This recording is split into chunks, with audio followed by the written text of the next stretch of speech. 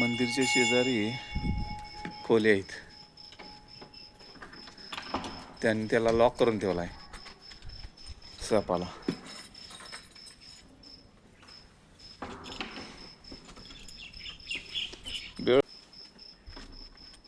बाहेर जायला म्हणून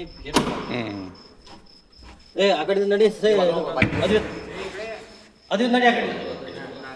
अशा प्रकारे बसलेला आहे बघा कसा. त्यानं काहीतरी खाल्लेला आहे, काहीतरी खाल्लेला आहे.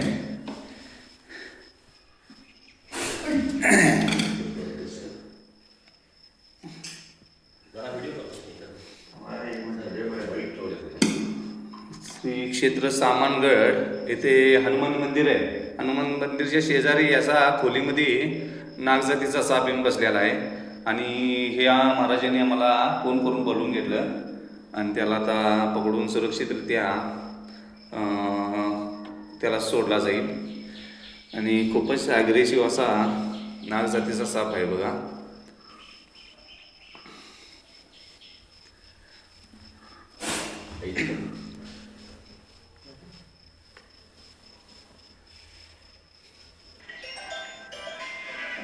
त्याला काय ते खायला भेटलंय त्याच्यासाठी आला होता तो. असा आक्रमक पवित्र दाखवतोय तो. माझ्याजवळ येऊ नका म्हणतोय, माझ्यापासून तुम्हाला धोका आहे.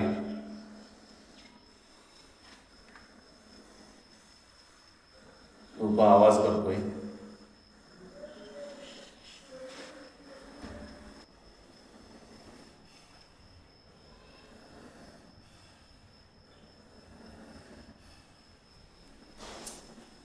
आणि ते त्याच्यासाठी आलेला आहे. किती दिवसापासून तुम्हाला दिसतो हा?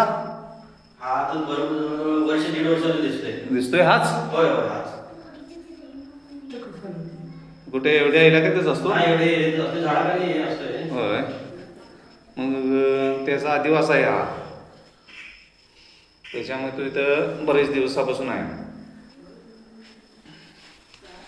त्याला आता पकडून सुरक्षितरित्या सोडूया, जेणेकरून त्याला पण धोका नाही आणि माणसांना पण धोका नाही अशा ठिकाणी याला सोडूया.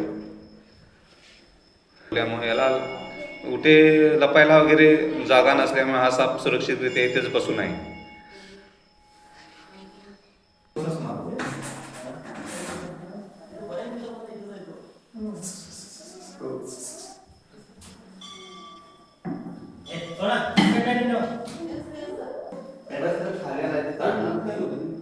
त्याच्यासाठी जरा सावधगिरी घालायचा प्रयत्न करतोय. बघू जेणेकरून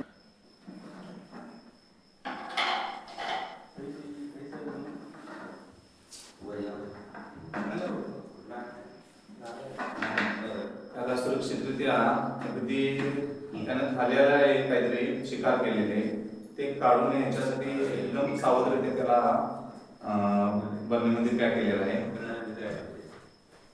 थोडंसं याच्यात पाणी घालू, गरमीचे दिवस आहेत आणि याला सुरक्षितरित्या सोडू. चला धन्यवाद. नमस्ते. ते काल गेलो होतं काय? मग तुम्ही काय केला त्याला? आत गेल्यानंतर आम्ही तसं ते कुलूप लावून ठेवलं त्याला. मग आत म्हणजे कालपासून आतच होता? कालपासून आतच होता तो. म्हटलं सकाळपर्यंत बाहेर पडून जाईल, पण तो काय बाहेर गेला नाही. सकाळी उघडून बघितल्यानंतर तो आतच होता. आम्हाला वाटलं ढामण वगैरे असेल म्हणून आम्ही त्याला उचकायचा प्रयत्न केल्यानंतर ती फडी पणा काढला. पणा काढल्यानंतर आम्ही त्याला तसंच ठेवलं. ठीक आहे, चांगली गोष्ट आहे. जीवदान त्याला पण मिळालं.